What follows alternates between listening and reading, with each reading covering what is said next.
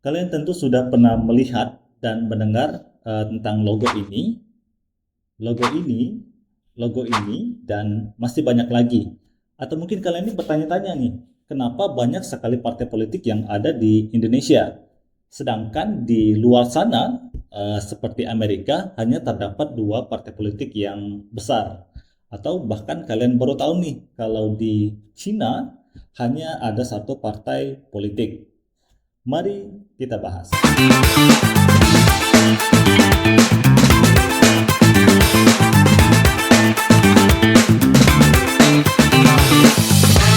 Halo, Assalamualaikum warahmatullahi wabarakatuh, teman-teman. Selamat datang di mata kuliah pengantar ilmu politik. Spesifik, di video pembelajaran kali ini, kita akan membahas tentang partai politik dan sistem kepartaian. Di mana nantinya kita akan membahas terkait definisi partai politik, kemudian tujuan ataupun fungsi partai politik, dan kemudian juga kita akan membahas tentang sistem kepartaian. Oke, baik teman-teman, tentunya kalian sudah pernah melihat dan mendengar tentang partai politik yang ada di Indonesia atau bahkan berbagai partai politik yang ada di luar negeri. Di Indonesia mungkin tentu kalian udah pada tahu tentang partai politik, misalkan ada Partai Golkar, Partai Nasdem, PDI, PAN, PKS, dan masih banyak lagi partai politik yang lain. Atau bahkan juga kalian udah pada tahu nih tentang partai politik yang ada di luar negeri. Misalkan partai politik besar yang ada di Amerika Serikat. Misalkan Partai Demokrat dan Partai Republik, seperti itu. Nah, teman-teman, partai politik ini menjadi komponen penting dalam sebuah sistem politik yang ada di sebuah negara. Terlebih, negara tersebut menganut sistem demokrasi. Oke, baik teman-teman, yang pertama kita akan membahas tentang arti ataupun definisi dari partai politik. Nah, menurut para ahli, salah satunya dari William Budiarjo, mengatakan bahwa partai politik merupakan kelompok yang terorganisir, yang anggotanya mempunyai orientasi ataupun tujuan, nilai-nilai yang sama, dan tentunya cita-cita yang sama yang diasaskan pada ideologi yang dianut oleh sebuah partai politik. Nah, kemudian mereka ini mempunyai tujuan. Tujuannya apa? Yaitu untuk memperoleh kekuasaan politik dan merebut kedudukan politik dengan cara yang konstitusional untuk melaksanakan berbagai program dari partai politik tersebut.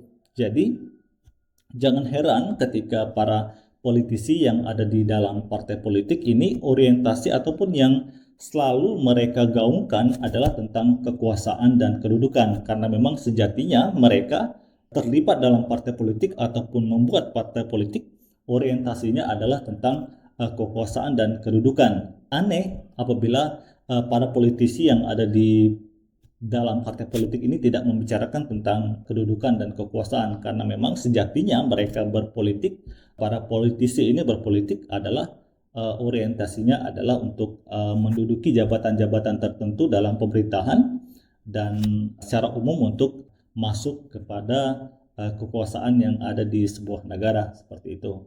Oke, selanjutnya kita akan membahas tentang fungsi-fungsi dari partai politik. Yang pertama, mereka menjalankan fungsi yakni sebagai sosialisasi politik. Jadi, partai politik ini membantu masyarakat untuk memahami berbagai proses politik, dinamika politik.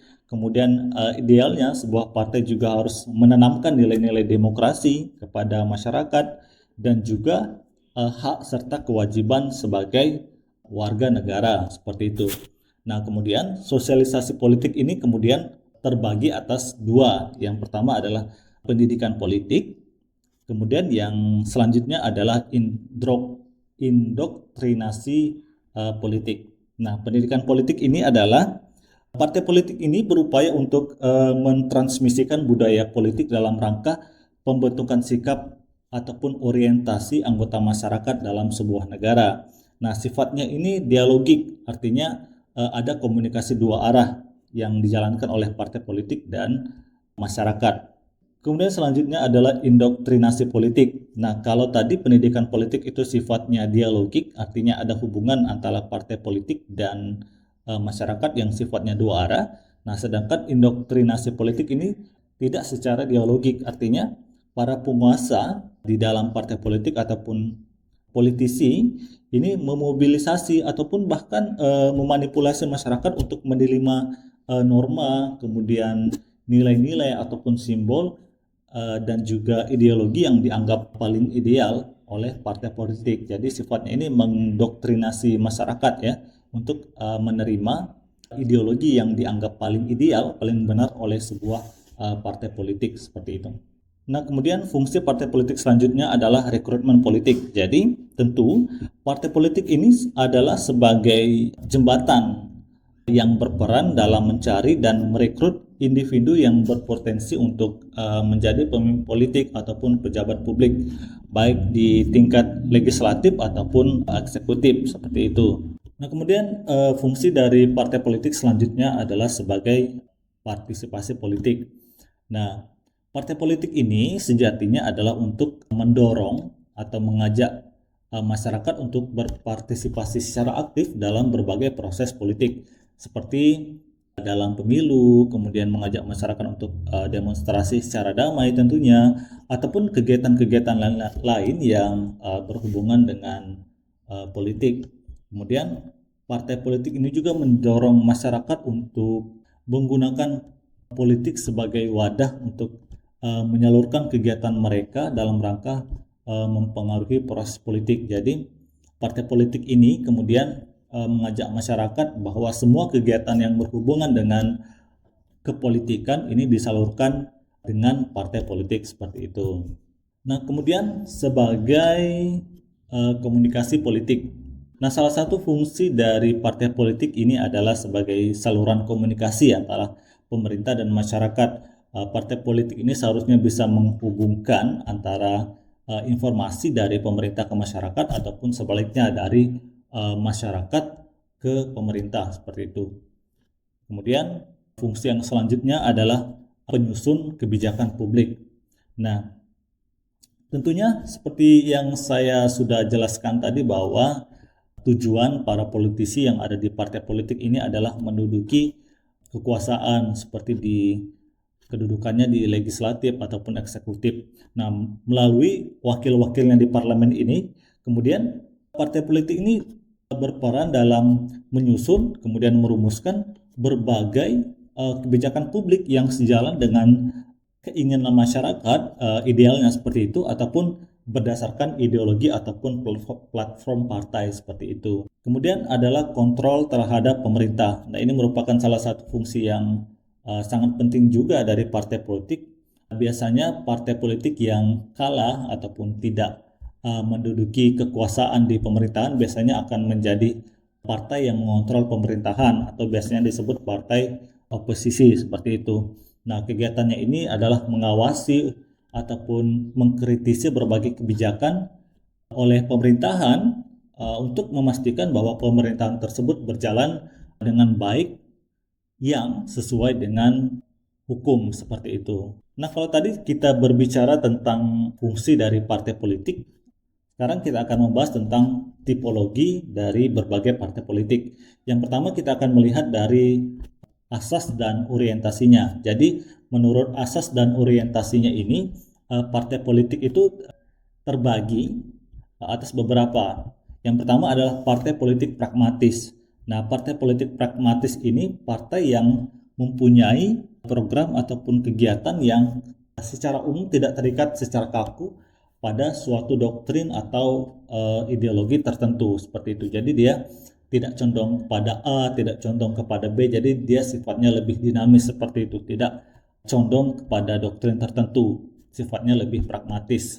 Kemudian ada partai doktriner. Nah, partai doktriner ini dia kebalikan dari partai politik pragmatis. Jadi dia mempunyai kegiatan ataupun program yang konkret sebagai pencipta ideologi. Ada beberapa partai mungkin yang bisa kalian identifikasi di Indonesia terkait partai yang tipologinya sebagai partai doktriner yang memiliki ideologi yang dianut secara kuat oleh partai politik. Kemudian selanjutnya adalah partai kepentingan. Nah, partai kepentingan ini didasarkan atas kepentingan mereka seperti itu. Partai yang dibentuk atas kepentingan tertentu seperti partai yang berdasarkan kepentingan masyarakat buruh misalkan, etnis tertentu ataupun agama tertentu seperti itu. Jadi ini akan gampang sekali untuk kita identifikasi terkait partai yang tipologinya ini berdasarkan kepentingannya. Misalkan dari agama mungkin kita bisa melihat mungkin PKS, PKB seperti itu, ataupun berdasarkan kelas sosial ataupun pekerjaan tertentu, misalkan ada partai petani mungkin atau partai buruh. Nah, itu akan terlihat tipologinya. Nah, kemudian kita juga bisa melihat dari basis sosial dan tujuan tertentu. Nah, ini menurut Almond ya, bahwa sejatinya partai politik itu dapat dibedakan atas beberapa berdasarkan keanggotaannya. Yang pertama adalah beranggotakan lapisan-lapisan sosial masyarakat, misalkan kelas atas, kemudian kelas menengah, dan kelas bawah. Seperti itu. Jadi, doktrin yang mereka bawa ataupun masyarakat yang mereka gaungkan sebagai partisipan politik mereka adalah berdasarkan kelas-kelas sosial yang ada di masyarakat seperti itu. Kemudian beranggotakan kalangan kelompok tertentu, misalkan yang saya sebutkan tadi berdasarkan dari petani, ada partai petani mungkin, kemudian partai buruh, dan ataupun partai yang beranggotakan pengusaha seperti itu.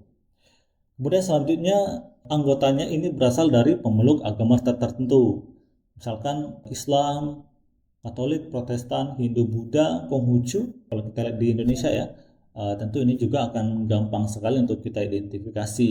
Seperti tadi saya sebutkan bahwa misalkan partai PKS itu tentunya menerapkan nilai-nilai keislaman untuk diterapkan di partai politik mereka seperti itu.